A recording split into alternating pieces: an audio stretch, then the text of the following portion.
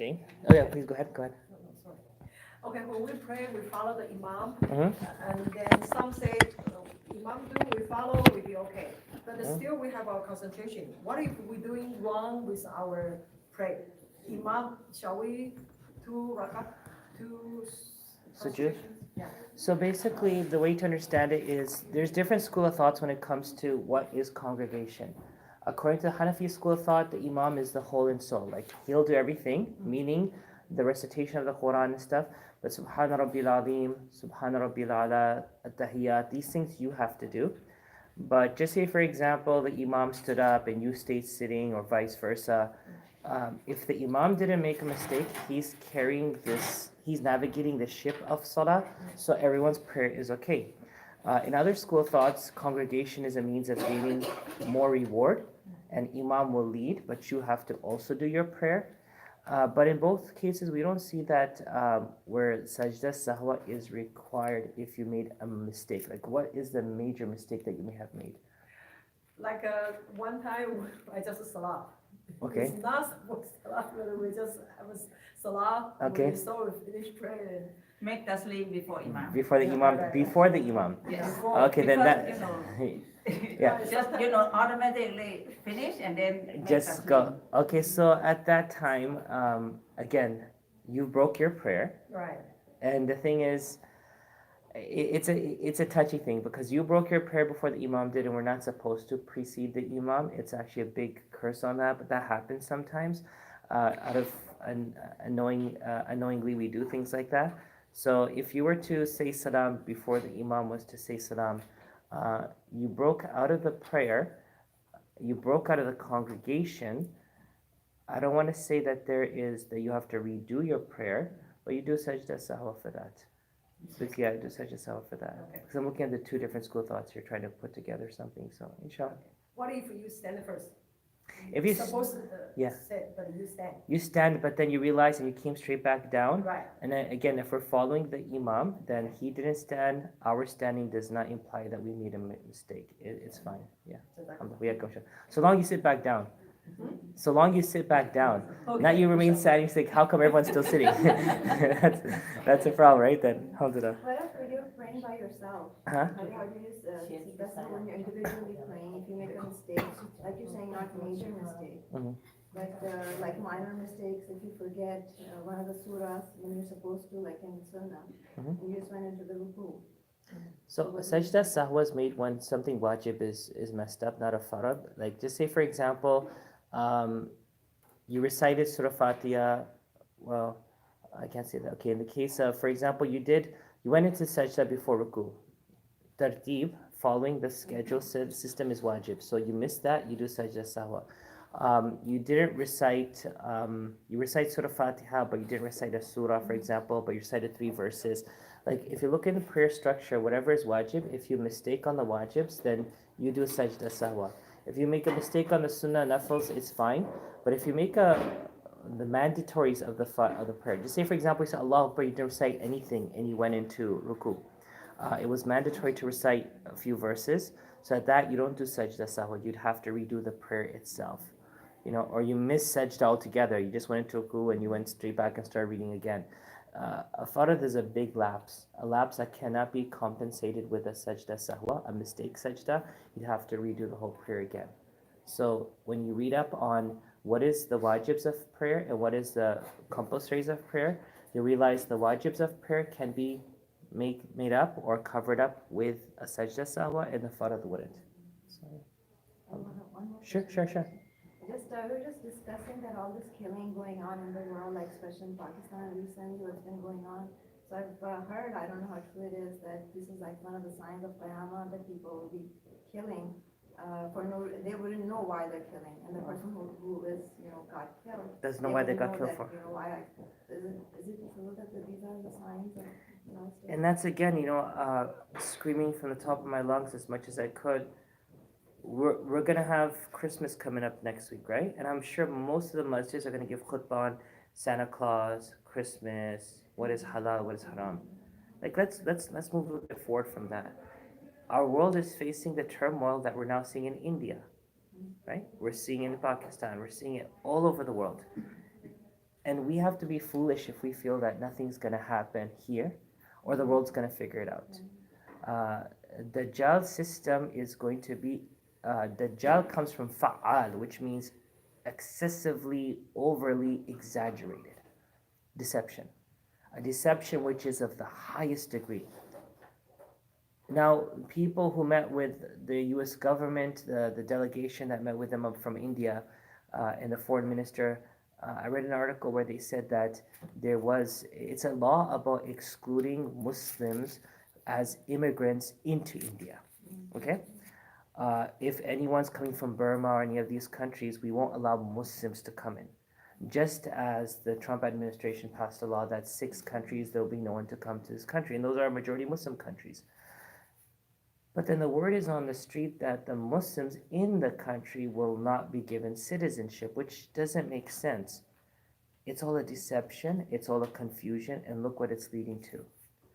I wish the government clarified it, I wish the people understood, and they discussed, but now we've gone to a position where there's no more talking, there's only action.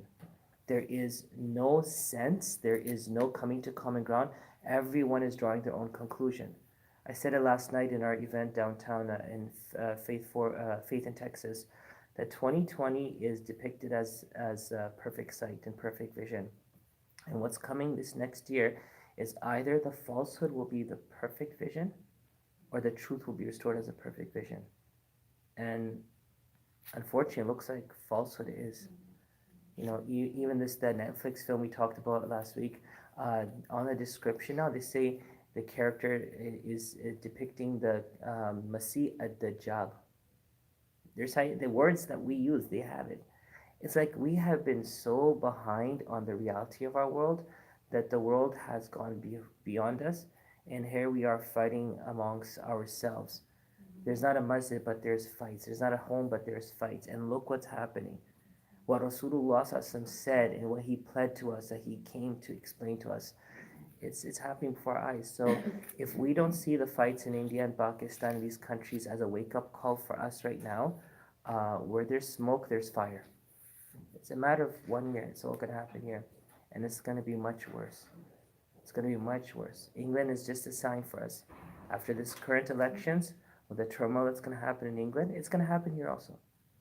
So our world, our world was never made to be a place of stability for us or comfort.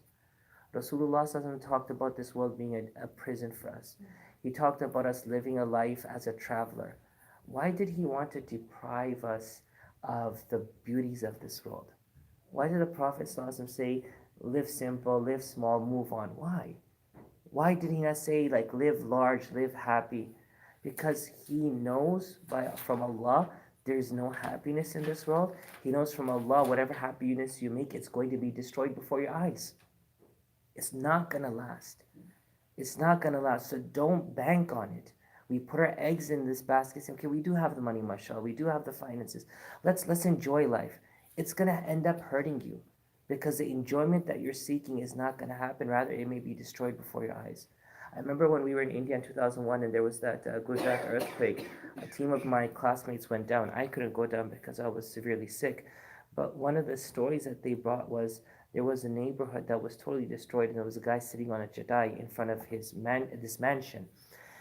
And they talked to him and tried to help him, see if he needed something. And he's like, his life was to build this huge bungalow and his entire family died in it. That became their graveyard. And he's sitting outside on the street. What's left? So what's left?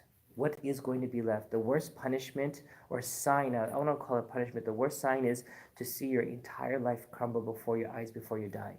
That your children lose deen, that your children die, that your spouse leaves you or the spouse dies, your house leaves you or the house goes down, or your finances and everything is gone. So whenever we wake up and we do what we do today, let's make it for today. Let's not bank for tomorrow. Because when we bank, that's going to be for tomorrow and our retirement and for our trip to Malaysia. It's not going to happen. And if it happens, good. If it didn't happen, it doesn't hurt us. That's the mindset a Muslim has to live with. Now, when you're living a life where you reeled in your expectations, now you have energy and time to focus on the reality of our world. Because the one thing Allah sent on us on this earth to do is to make sure that we stabilize it the way Rasulullah stabilized it. And if every Muslim of us die right now, Allah is going to ask us on the Day of Judgment, what did you do when this is happening? In the last 10 years, this entire earth has become destabilized. In the last 19 years, it's become destabilized. What have we done? Besides our hajjs and umrahs and trips to families and celebrating Ramadan, what have we done? We've done nothing. And so the question comes now we have to buckle down as a home. Holiday is coming. Buckle down on Quran. We really need Quran. I want every one of you to take an initiative with the children being home. One Quran has to be finished in 10 days. Why? Make this a Ramadan feeling, because it's Allah's word that brings the angels. Remember the hadith that says the angels roam this earth looking for a gathering of Allah's remembrance. And when they see it, they call everyone. So they tweet it out. There's a gathering here. And they all come together. Tweeting is an example. Please don't take it metaphorically. The Imam said that the angels have Twitter account. So at Jibreel /fly high or something. No. But they tell everyone. And they all come together. And they sit there. And then Allah talks about the gathering. Where are we sitting right now? What we're doing right now? Allah is talking to the angels in the sky of what we're doing right now. We need more of this. Because this is what gives the angels presence. Their presence. Right now we are living in the presence of devils. You know how they say that the angels of mercy do not enter the home, that there's a dog or there's pictures. What does that mean? You have voluntarily pushed the angels of mercy out your home. Angels are everywhere, but not every angel does the job that Allah sends a specific type to do. Jibreel alayhi salam came down twice. He came down either for revelation or he came down for war. Jibreel alayhi salam came down only twice, meaning there were two scenarios that brought him down. He came down either for revelation or he came down to fight wars. And Allah sent him with the army of angels that fought wars. That angel group is not roaming the earth right now, patrolling the earth. They're waiting for you and I to bring our amal, our deeds. So, number one is we need gatherings like this to restore the angels of mercy. The angel of death isn't going to stop. Angel of death will go to the most dirtiest place, filthiest place, most immoral place. Go as high in the sky and as low in the ocean. If someone's going to die in a submarine on the bottom of the ocean, he'll go there. That's his job. But the angels of accountability will go everywhere, but your angels of accountability don't enter when you go to the bathroom. Right? They don't enter. So having shame, know that Allah is still watching you. Number three, the angels of mercy do not go where there are pictures, where there are dogs, where there's impurity in those places of residence. Angels of mercy don't go there. So as you know, there's specific types of angels for specific jobs. Know that we need to bring back the angels of mercy. So hold discussions in your home, number one. Number two, recite Quran. Why? Because Quran also is the fuel for angels. Imagine, now say for example, just say a person has 100 guns, right? Because we're living in a gun country, a gun state, love their guns. So nothing wrong talking about guns. Imagine you have 100 guns on your wall. Or you have guns all over your house, but you don't have a single bullet. And Allah forbid someone intrudes your home. And there's no phone, there's no 911. How are you going to shoot an enemy? You don't have a bullet. You know this recitation of the Quran? When we recite Salah, when we're praying Salah, reading Quran, the angels literally put their mouth on your mouth. You know, it's like how they fuel jets in the air. Have you seen how they do that? There's a plane that flies over the plane itself, even like it's Air Force One, and this like umbilical cord comes out. It attaches to the fuel thing and it refuels the plane. This is refueling the angels. It's time that we refuel the angels of Allah's protection. We need to refuel them because they will stop evil. We cannot stop evil. They will stop evil in its track. We cannot do that. So spend this 10 days as a Ramadan and read one whole Quran and ask Allah that you're reading for the Ummah. I don't know how many of us made it a practice, but whenever you recite Quran and stuff, it should never be for yourself. You are getting the reward, but make broader intention. Oh Allah, for the Ummah, for the people who are suffering, for those who have passed on. Guess what? Everyone gets a complete reward and you get more. It's a win-win situation.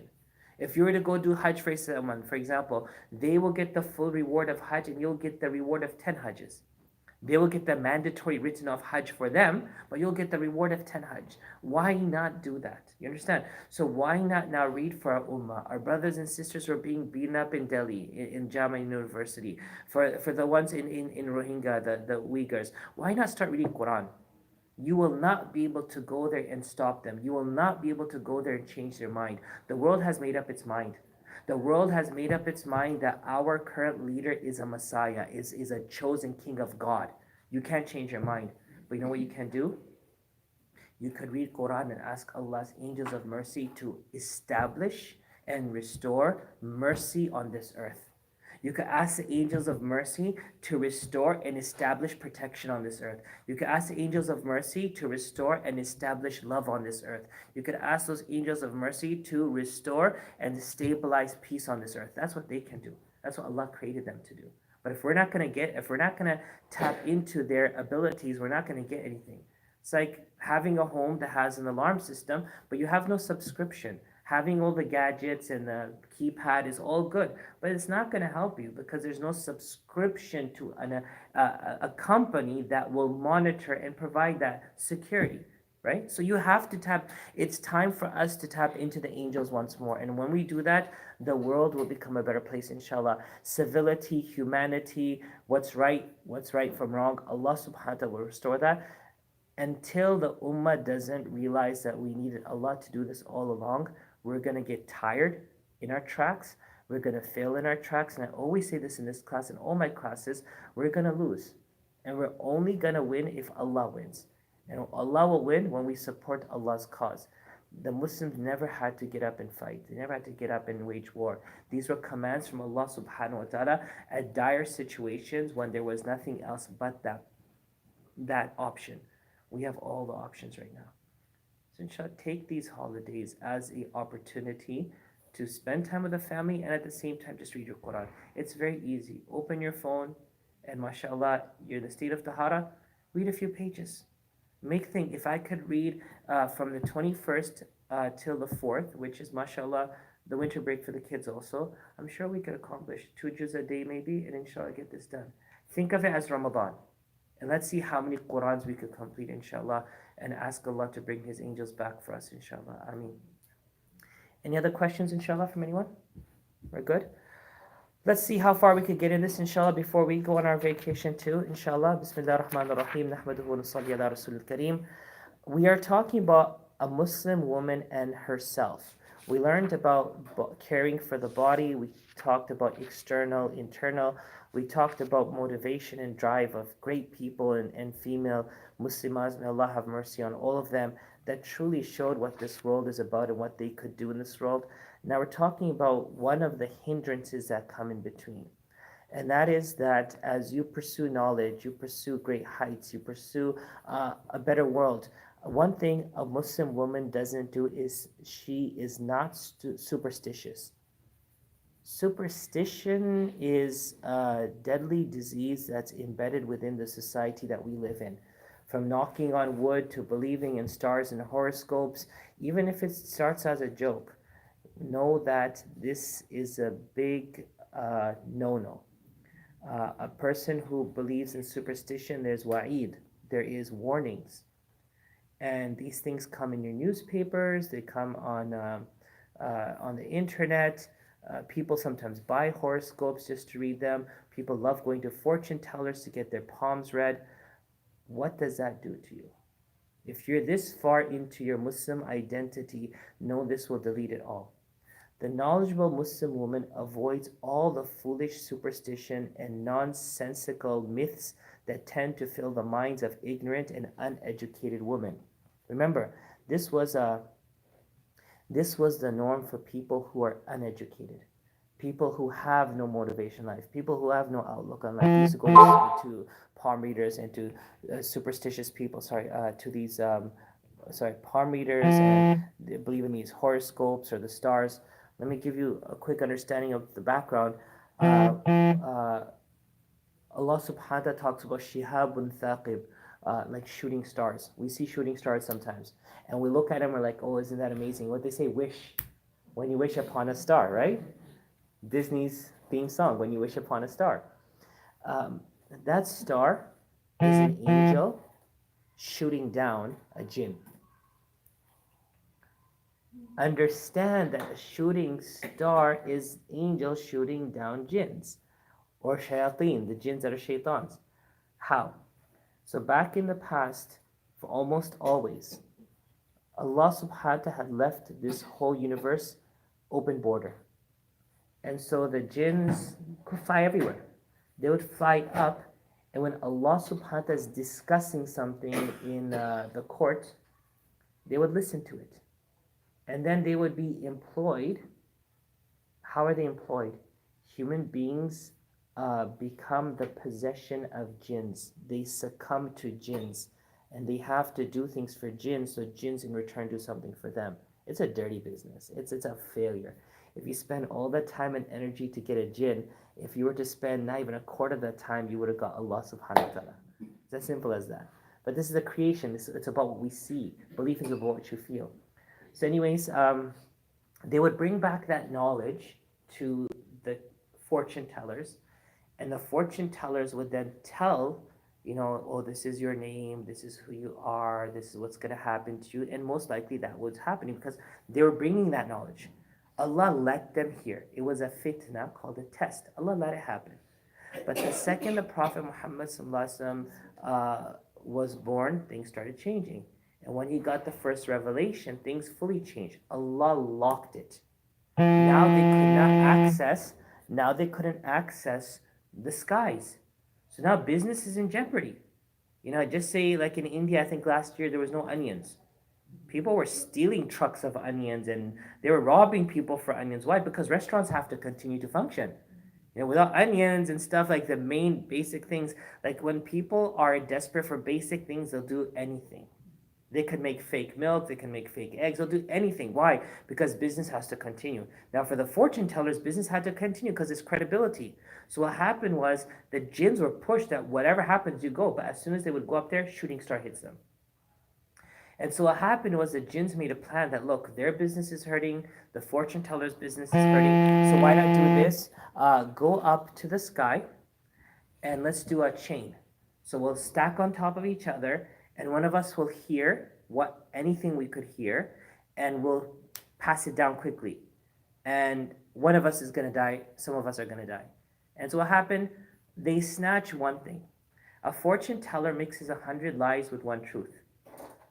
And so what happens is you go to fortune teller, they tell you 99 things wrong, but one thing right, you go, oh my God, they know the truth.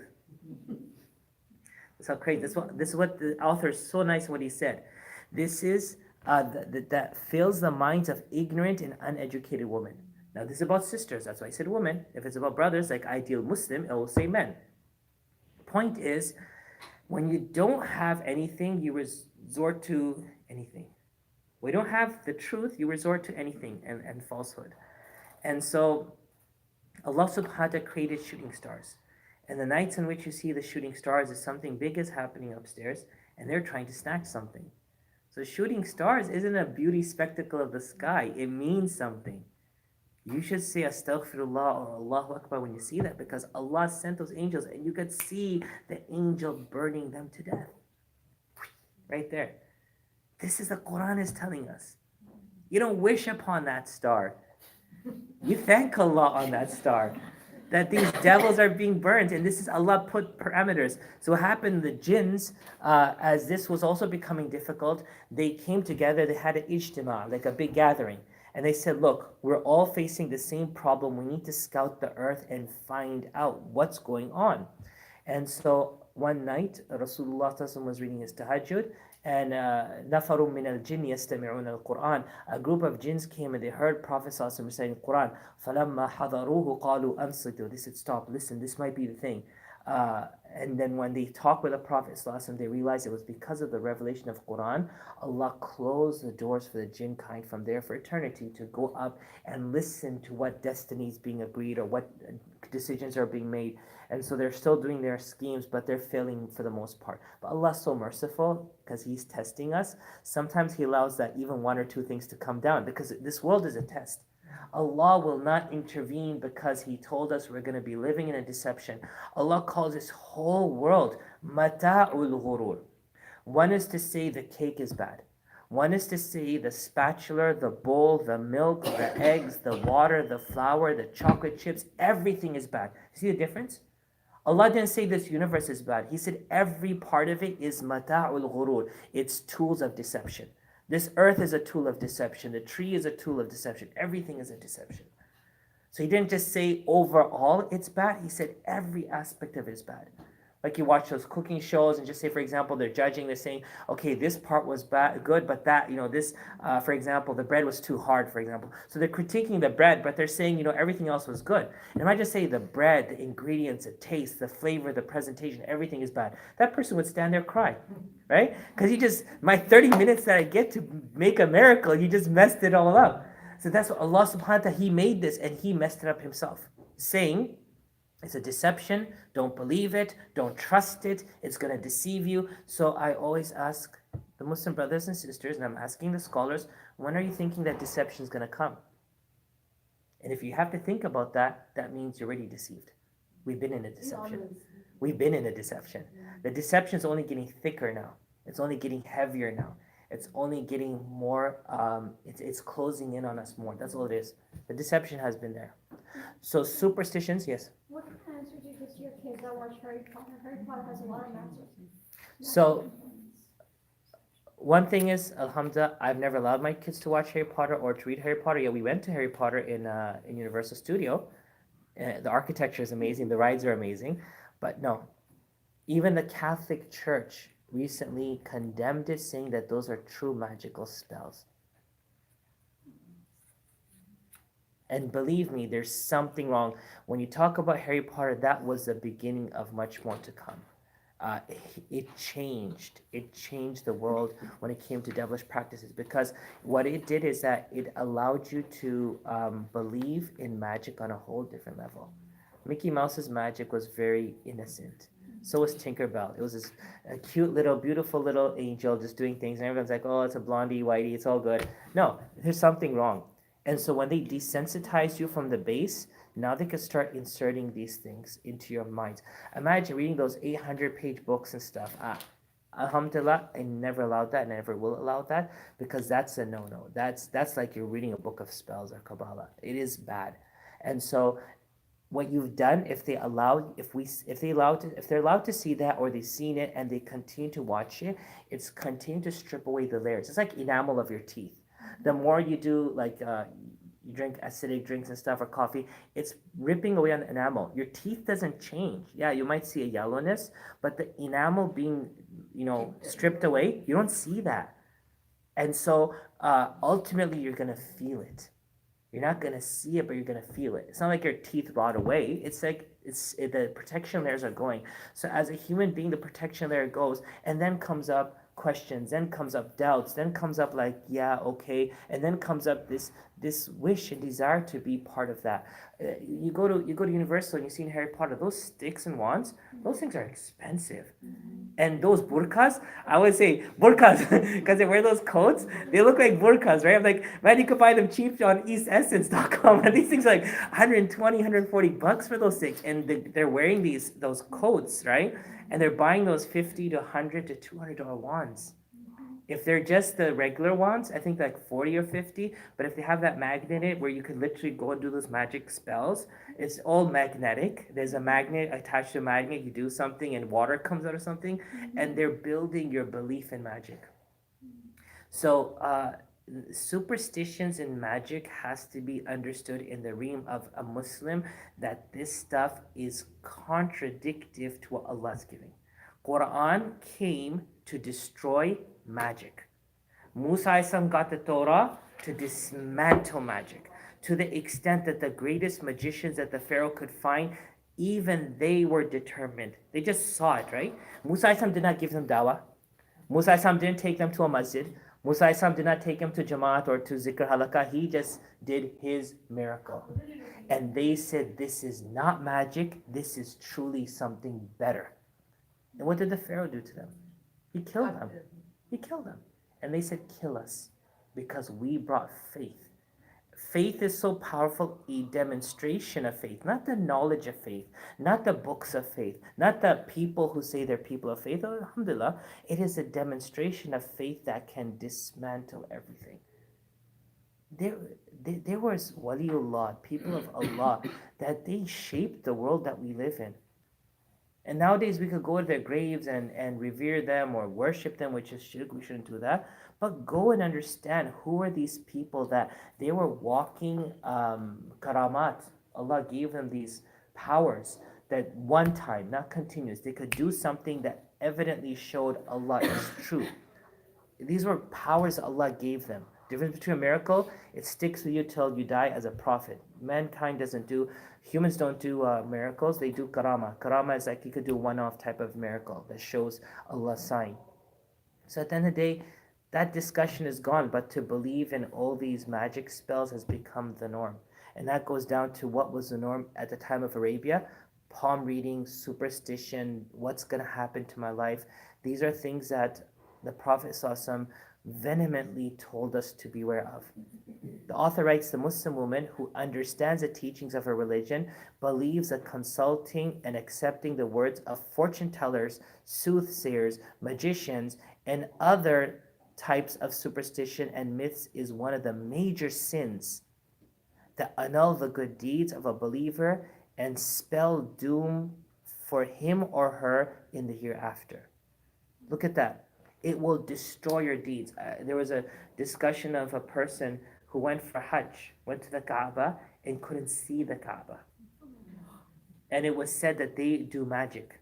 Because they're magicians, they're people. When you go into magic, you lose your deen. When you consult someone to do magic on someone, you've lost everything. You are doomed in this world and doomed in the next. There are many strong hadith regarding magic and seeking of magic, soliciting magic, or doing magic. One of the two hadith the author gives here, that Imam Muslim reports from some of the wives of the Prophet Muhammad ﷺ, that he said, whoever goes to a fortune teller, this is just a fortune teller, and asks him or her about anything, his prayers will not be accepted for 40 days. You're going to ask for your fortune. This is fortune teller.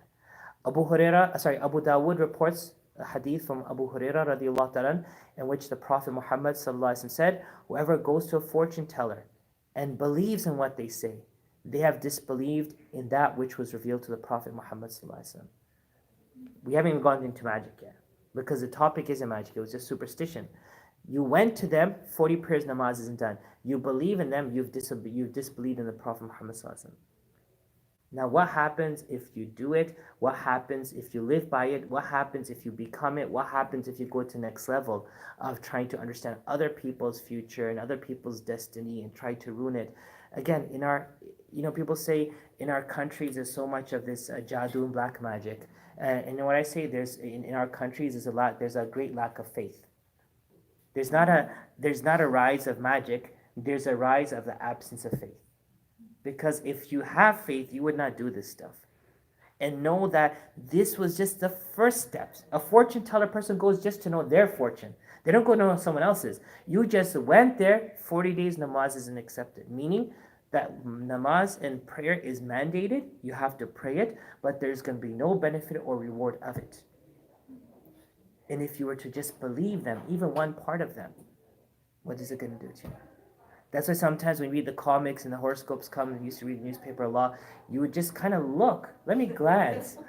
Am I a Leo or what am I? First you want to know what you are, and then you want to find out about yourself, and then you want to find out what's happening today. And you know how they do these weird things? Oh, this star is aligning with that star and stuff. This is exactly what magic it's all about. It's so symbolic. It's all about the stars, and it's about alignment of stars. There's a reason why December 25th is considered the day of Christmas, because that's the day certain planets align. And it's a devilish practice. The Christians capitalized on it to make a Christmas to market their religion. Hey, guess what? We'll celebrate a religious holiday on 25th of December. Why not 24? Why not another day? Why was it that specific day? It's because it has to do with what the pagans believe on that day. Why are the pyramids made in such a way? Why are the pyramids made in such a way? I personally believe, and I've never been to Egypt, but based on what I've seen, is the pictures that they depict of, the pyramids and the travelers walking, is that each pyramid is positioned in a height, in a place where above it certain stars have to align. When those stars align or those planets align, something is foretold in the world of magic. So there's something behind everything that is done. It's not like truly we do respect Isa alayhi salam. Truly we celebrate in the sense of not celebration, but we celebrate his birth by acknowledging it was a miracle of a great proportion. But he wasn't born on December 25th. That's the truth. And Christmas, huh? In July or something? It was June or in July somewhere. it was in the springtime, late spring, early summer. In Egypt, and there are some Coptics. Christian Coptics, yeah, Hmm? they believe in June. June, July. yes. Because based on And December, they it was not. celebrate actually Christmas in that time. Yes, they do. Yes, they do. I used to work with somebody. Kavya, that's how they do it. And unfortunately, where is Jesus in celebrations today? Where is Jesus? And same way, look at what the Christians are doing and know that where is Allah going to be in Ramadan 10 years from now? Eid has become everything but Islam now. It's becoming. Yeah. What hurt me so much is we finished the Ramadan here, we prayed our Isha, and mashallah, we announced Eid prayers the next day. And driving out from here, all I could hear is music. Loud music, because it's not Chandrat. What is Chandrat? Whatever you gain spiritually in 29 days, before you go for Eid namaz, destroy it all. Destroy it all. No one says having fun in Islam is wrong. You should have fun.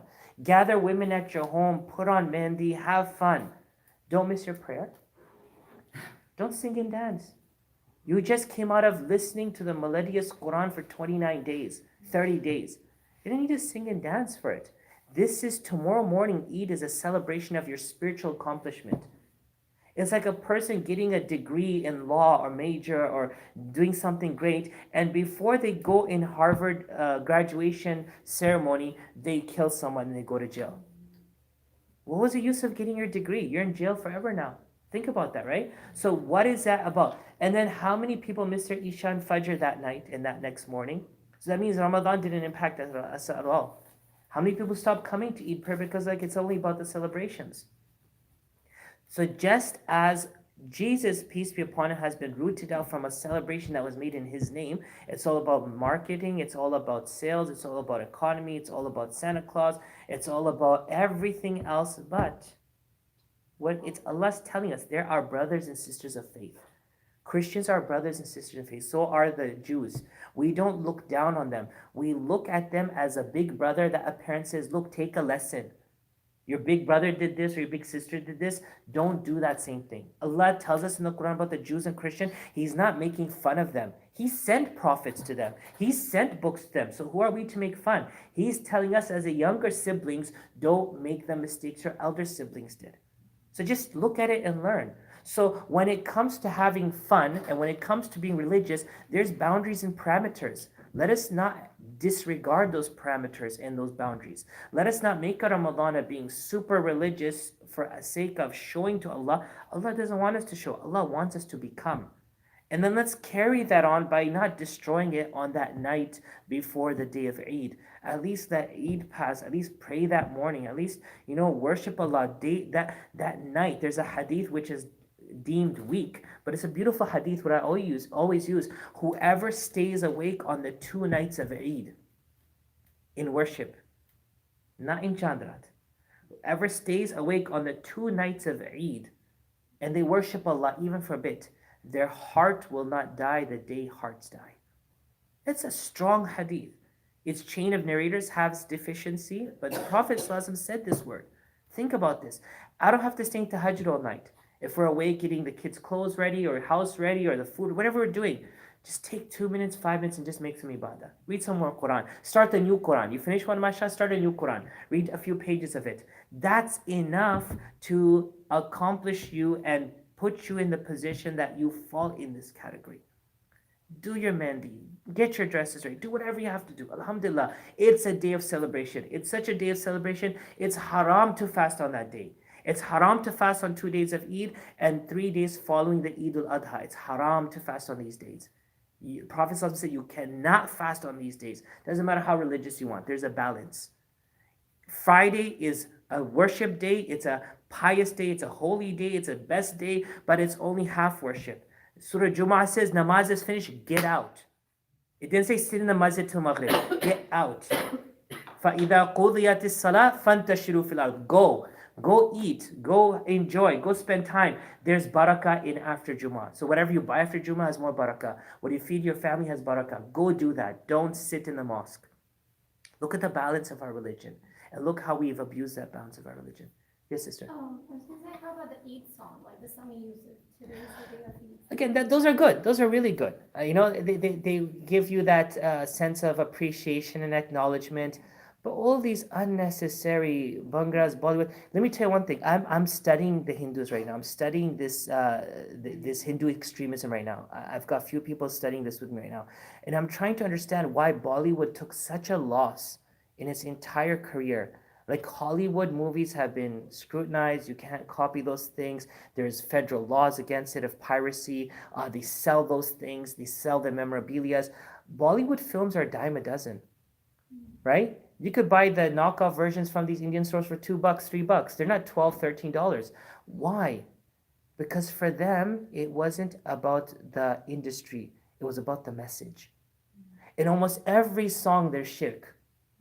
Even if you say, she's my beloved God or Lord, you made her God, you did shirk of Allah. Every movie has shirk in it. Every movie has sense of shirk. But when you watch it, all we need to do is we'll give it to you free, let it get into your brain. They've already poisoned our region. Our entire region of Pakistan, Bangladesh, Burma, Sri Lanka, Nepal is poisoned. You go to Arabia, you go to Morocco and stuff. They're more than poisoned. It's like they believe like up there, Bollywood and Indians are like up there. Even Nigeria, What was the they whole? don't even understand the language. What was the reason? It was all about getting that message out. Because you know what? Your brain doesn't function. Your brain is more of a storage. It's your subconscious mind. We just need to get into your subconscious mind. Everything else is ours there. Like my brother was, And now, sorry, there was a song playing, "To Mein Rab Dikhta Hai." So basically, I see God in you. yeah. And these days, recently, they are showing so much Muslim and Hindus marriage. It's like giving the license. See, one thing that they couldn't do? One thing they couldn't do is show the caste system marriage. They didn't in their movies, except for maybe one or two. That the caste is in their religion. You don't mess with the caste. The caste will never marry the low will never marry the high. Doesn't matter how beautiful or educated they are. There is this there's prohibition, right? But they did Christian, Muslim, Hindu, Muslim, and it's becoming common.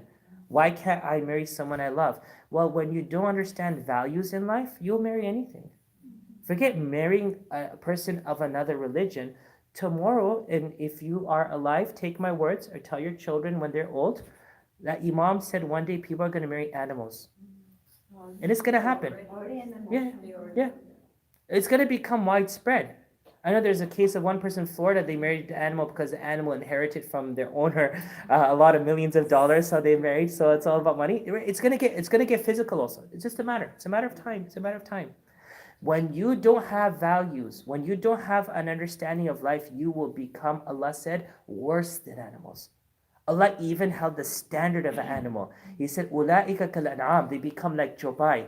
Goes, no, bal hum adal, they're worse than that. So what are we trying to uphold? At the end of the day, look at your Islam. What are we trying to uphold? Values, purpose, reason, spirituality, goodness, stability, prosperity. That's what we are. Our religion, all that we do here is only about that. We're not doing anything more than that. But we can look down upon that. And in our Muslim weddings, we could do 7 chakras. We could do uska chand, uska chera dekho. Hey, what is all the? You haven't seen his face and you're marrying him? What's wrong with you? You want to look in a mirror now, both of you? You must have seen him on Match.com or whatever Shadi.com, and now you have to see each other on the stage in a mirror. This is all the shirk. This is all the Hindu practice. And when you say, people say, this is my culture. I'll tell you so many cultures I have. My mom is from Uganda.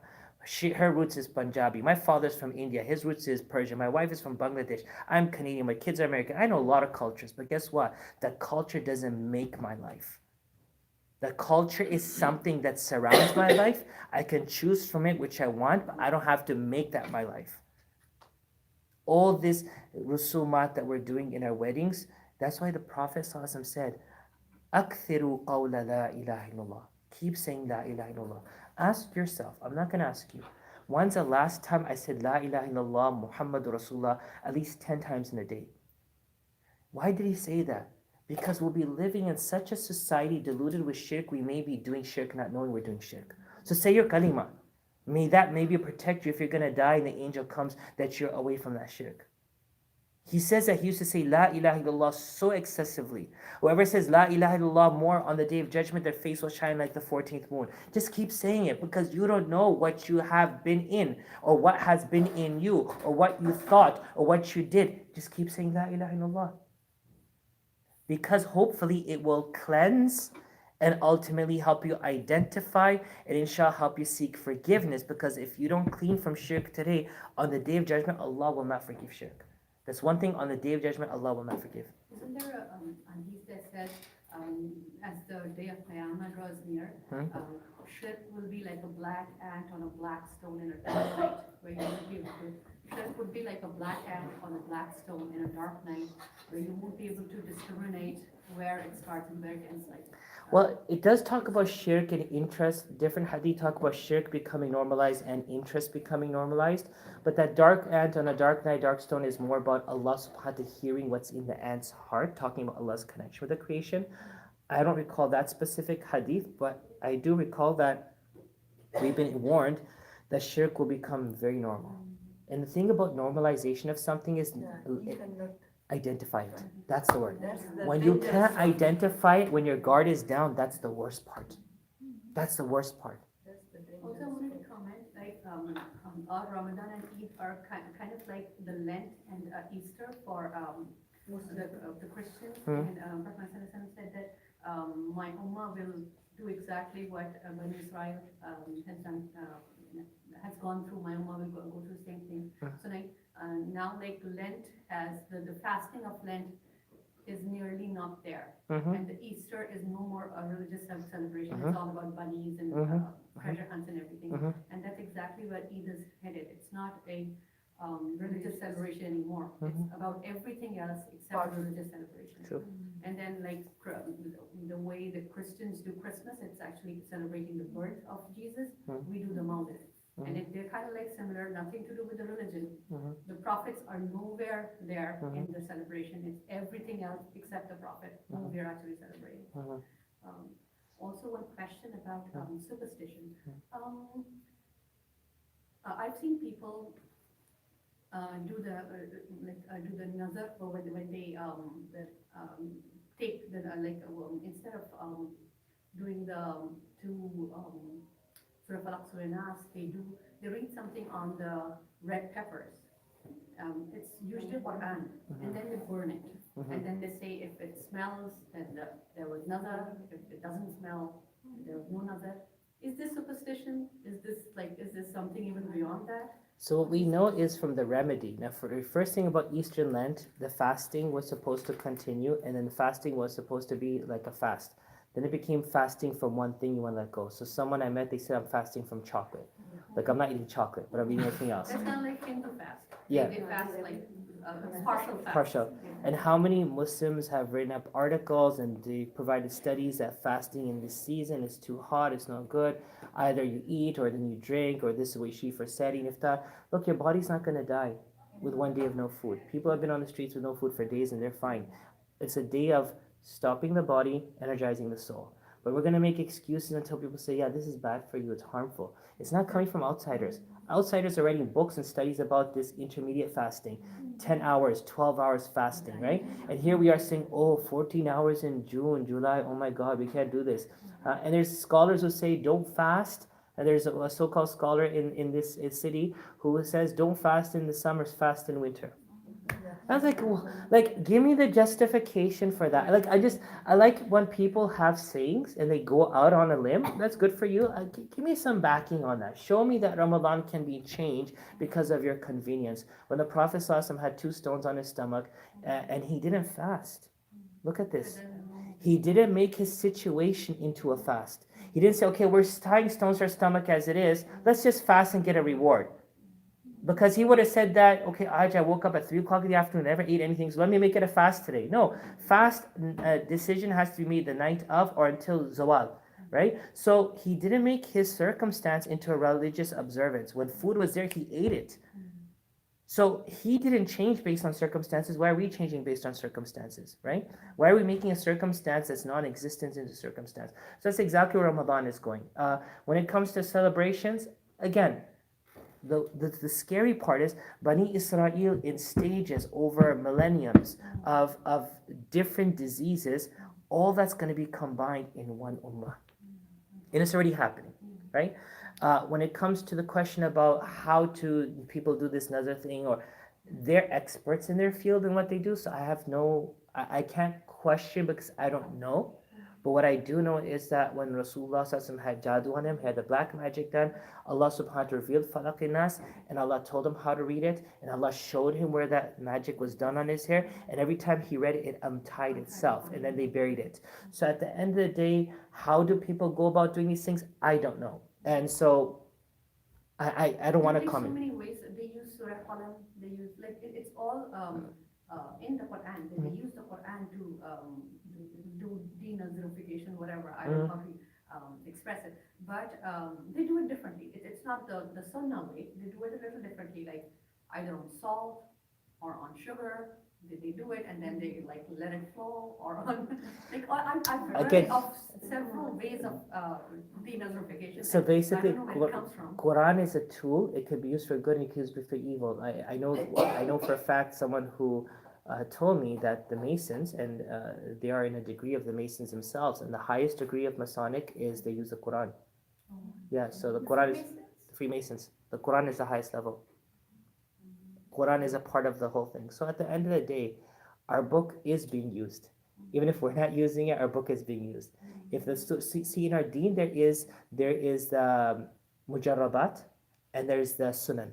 So what the Prophet ﷺ did, his Sahabas did, it's there. But then there's, for example, the mujarrabat, the tried and tested things that scholars did through the Quran. It's something that they brought out from the Quran. It's not so much as innovation as it is utilization of the Quran on a more effective level for circumstance that may not have been existent at that time. Again, that's a personal finding. How it's used, how it's abused is yet to be written. I don't know.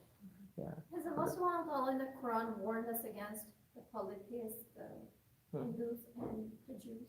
Are we warned against these two? No, so what Allah subhanahu wa ta'ala says in a verse that you will find that the Christians are closer to you, and you find that the Jews and the pagans are further from you.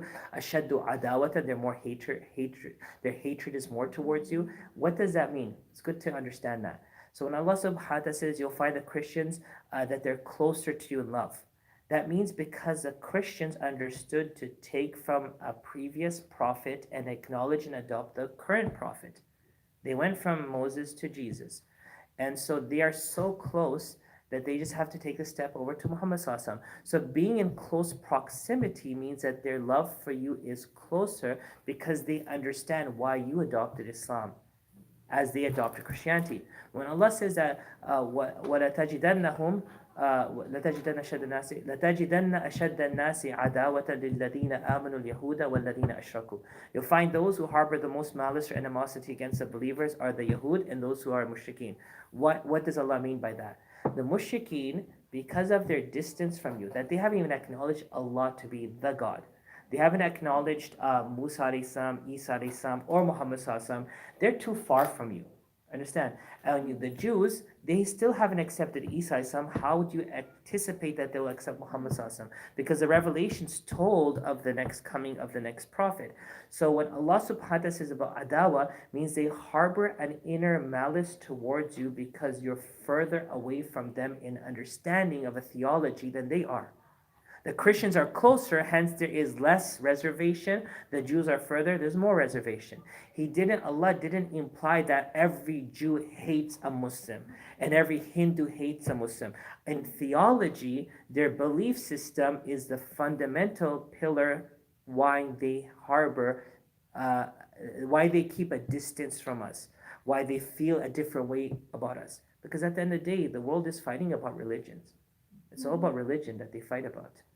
And so it's a weird time that we're living in. We're living in a prophetic time. No, because I thought that was interesting, because I see Israel and saying, I would say, maybe the Hindus, the extremists. Well, you have to flip it around. That's where we're all going wrong in this Muslim world. Whatever is happening in Palestine already happened in Kashmir and in India. These guys didn't teach these guys. These guys taught these guys. The extremists and the Indian extremists are the ones who taught. Yes. It's all tried, tested, and approved there before it came down south. Or it's sorry, not came down south. It just crossed west. But yeah, this has all been. It's the opposite way. We've been looking at it the opposite way. Yeah. And how you're allowed to marry the Ahl Kitab, the woman if they don't need to convert. Usually, it's just a comment more than usually the children follow the mother's religion, and that's what I'm seeing, like a lot of problems within even in my family and everything, that they're just following their mother's religion. So is there a reason, like in this day and age, not going back? Well, again, it's just a matter of misunderstanding of our religion. It's very easy to say I can eat the meat of the Ahl Kitab. I'm not saying you can't, but what is the meat of Ahl Kitab? Explain that to me. You can marry the Ahl Kitab. Yes, you can. But what defines the Ahl Kitab? People go into the theological part. Are the Lutherans, are the Baptists, are the Seventh-day Adventists? Who is the Ahl Kitab? They could go into that debate. Ahl Kitab means that the people have the same value system and understanding of the same God and understanding of the same purpose of existence. They believe in their holy scriptures. There's a much deeper discussion to have on that instead of just saying what our Egyptian scholars have ruined this country, and I'll always say this, they've ruined this country with these two fatwas. You can marry every American because they're Ahl Kitab. No, they're not. There's more atheists say than there are Christians and Jews. There's more people agnostic and non-religious affiliated. How could you even make that decision from across many oceans? And when they say you could eat anywhere because it's all halal, how dare you make that decision when you understand the industry of meat in this country? None of these restaurants serve Ahl Kitab meat. None of the stores sell Ahl Kitab meat. It's all an industry. Even our halal meat is jeopardized right now. And we're here saying Chick-fil-A is a Christian industry. It's not. It's complete haram. And I'll challenge anyone till the day cows come home. Because I've studied that, and I'm studying that on a daily basis. It's all an industry. It's not what you can eat. It's what makes it permissible for you to eat. So when it comes to marrying the Ahl Kitab, understanding of what defines Ahl Kitab isn't the color of your skin or the book that you worship or you worship through. It's a more deeper discussion. When it comes to the understanding of marriage, the mother is responsible in Islam for the nurturing of the child. The father is responsible for the deen of the child. That's why if a couple gets divorced and the child is 7, it has to go to the father according to Islam. Why? Because the father is responsible to raise the child. Why? Because that child's outcome will be the father's make or break in the grave and on the day of judgment. The father's. But it's our culture that the women raise their children. But that does not take the responsibility away from the father, because the father will still be asked what the child became. It's a father's responsibility to make sure they maintain their Islam. That's why if he marries from the Ahl Kitab, it's his responsibility to raise them as Muslims.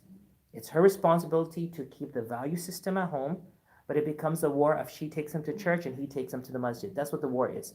And then we have the opposite, where girls come and say to me, we're going to marry this guy, he's a Christian, but he's given me full responsibility to raise the kids.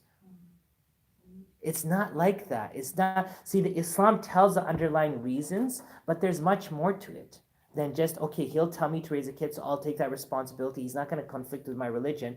The fact that you, and with all respect, are going into this marriage without understanding of your religion gives me no hope that you're going to raise him with a religion. I'm sorry to be judgmental. But the thing is that you don't even understand that that's not your responsibility. You don't understand that this is not allowed. Why isn't it allowed? The one upstairs knows it. And I'm no one with this small puny peanut mind to tell Allah what I can mix. It's just like the Jews. The Jews were told on this Shabbat not to fish. But Allah brought the fish on Saturday. So they just made a little thing, a scheme, made a little hole, and the fishes are jumping, just whack, whack, whack them in. But we're not fishing, because fishing means the pole. We're just whacking them in, and we'll leave them there. And as soon as sundown comes, we're going to go grab those fish. They played with the religion. They played. And so we are playing with our religion. The fact that everything to us is a problem, why we can't marry, why we can't drink, why can't a man marry more than a woman can, these are not questions. Like, realistically, logically, they are questions of discussion. But spiritually, they're not questions, because we have much more things to worry about in our world. But for truth be told, our children are in great danger. They're in great danger. And if we don't put aside the facade and all the politics that we're having between us and work for our children by working on ourselves, we're losing everything. We're losing everything. We're seeing that before our eyes. Yeah. Especially the kids that, that my kids are youth, they're already seeing that. So I'm afraid to even think about what they're going to do with their children, how they're going to. Yeah. And So see, what like, kind of world we're leaving Behind. so you are a parent who is in the thick of the storm. You can say that because you're seeing that they are vulnerable to any decision. They're vulnerable to any circumstance, and you're scared. You ask a parent like myself or someone who's a grandparent, they're like, oh, it's okay. Like, our ummah is not united on something. We only cry about it when it hits home, or we only talk about it when it becomes a personal matter. But the rest of us are like, oh, just be quiet. Just this morning, they're talking on the radio about the opioid crisis, right? Pharma, what was the name of that company? They've been sued $3 billion, but they found out that they made $12 billion, right? And 140 Americans die daily on OD. They're overdosing. You can't bring those lives back. You can't bring those lives back. And all it takes is one joint, one pill, one drug to get them hooked. And that's why a lot of the people who deal drugs will give the first one free. How can we stop our children even seeing an inclination toward drugs? Why are they going? Because there's a hollowness in life. What are we here for? To fill that void so that there is no hollowness in their life. Our strategy of working as a community has to be very unique. We're not playing catch up. We're playing go ahead of the curve, right? That they're not going to, even if someone presents drugs to them, they're like, I don't need it. My life is fine. Alcohol, I was on Audible the other day because someone charged my credit card, so I went to see what this Audible thing was. And there's so many audio books about how alcohol is the greatest killer. Alcohol is garbage, written by Americans. The same people who work downtown, go to their bars after and drink hundreds and $200. It's the worst disease, the worst drug, right? And our Muslims are here, oh, you could drink a little bit. There's these muftis and scholars saying that you could drink a little, it doesn't intoxicate you. You could drink 1 cup because they're the ones whose culture has it embedded. The European culture has alcohol embedded in it. And they're the ones saying this is the worst thing in our lives. And here are Muslims, Allah is saying, save yourself. And we're saying, no, Allah, let me jump in a bit and I'll come back and tell you how it is. So again, what are our priorities? May 2020 be a year of restructuring our priorities. We have no priorities anymore. We just have complaints. We just have frivolous concerns, things that don't even matter to us. That's like, we need to wake up. We really need to. And if we don't work as a community, the time is coming what the Prophet ﷺ said, take your goats and walk. Just go. Just go to a hill because most of the people are not going to get it. There was a man who was in the marketplace, and Umar ibn Khattab radiallahu anhu was walking in the marketplace. And he said, oh Allah, make me of the few. Oh Allah, make me of the few. Oh Allah, make me of the few. He said, which dua is this? Where did you get this dua from? You know? He said, oh Umar, you never read the Quran? Allah said, وَقَلِيلٌ مِّنْ عِبَادِيَ الشُّكُورِ. Allah says a small amount of my servants are going to be grateful. Everything else that's major, كَثِيرٌ مِّنْهُمْ فَاسِقُونَ. Most of them are going to be fasiqs. Most of them are going to be ignorant. Most of them are going to be rejecting. The Quran says the most of humanity are going to be the evil. and the few are going to be grateful. So Umar radiallahu cried and said that this merchant knows the religion more better than you. Oh Umar, oh Allah, make Umar amongst the few. We're coming down to the time where you're going to be stood out in your own family, your own circles, your own friends, your own community. Now you have two options: disconnect from them or just appease them. The time is coming, the Prophet said, just go. The time to change the world is coming to an end. The time to save yourself is coming before us now. And if you could save yourself and your family, I personally, after living here for 1 year, say Dallas is so overrated. So overrated. The city of Islam in America. It's no Islam here, I'm sorry. There's institutions, there's scholars, there's books, there's classes. But what does that translate into when we look on the street value? How many people don't want to come to the masjid? How many people have disconnected from Islam? How many people are abusing Allah and His religion? How many people are abusing the masjid? So what is it? It's like a person who, gets a contract from Vietnam, for example, and they're like, we're going to give you like a million of that currency. You're like, oh, that's amazing. So you go there, you make a contract, you bring the million back, you go to the bank and convert it. It's like $10. So what was a conversion? We did millions of things here in Dallas, but what is our conversion? The conversion is the action on the street. The conversion is a change in the homes. I don't see it. It's more difficult. I've come to a conclusion. It's more difficult here raising children than it was in Florida. At least there we didn't have much, but we had something right. So the thing is, we have big decisions to make, sisters, for ourselves and our Islam. If we don't make those decisions, know that decisions are being made for you, and those decisions are not the best decisions. So inshallah, let's end here. Inshallah, listen to the adhan. We'll make a dua, and then inshallah we'll go for sunnah. Bismillah.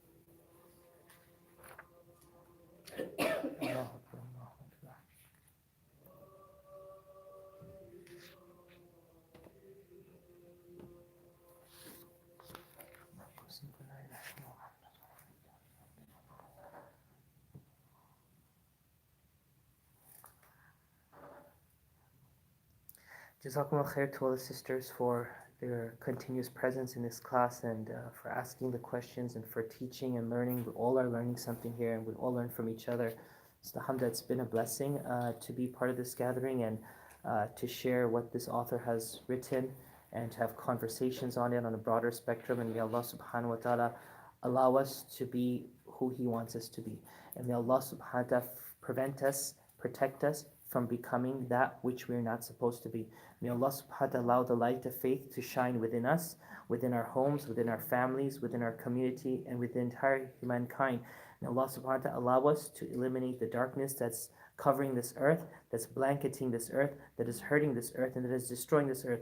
We ask Allah subhanahu wa ta'ala for resolutions at the end of this year that will make next year a better year, that will make our world a better world, that will make our lives a better life, and make our homes a better home. O Allah, we seek your forgiveness for all that we've done in the past, and we seek your protection for all that is to come forward. O Allah, the sins that we have committed in the past, please forgive those sins, the ones we committed knowingly and unknowingly. O Allah, if we ever committed shirk shirk in our life, which we might have and we must have, O Allah, forgive us for that shirk.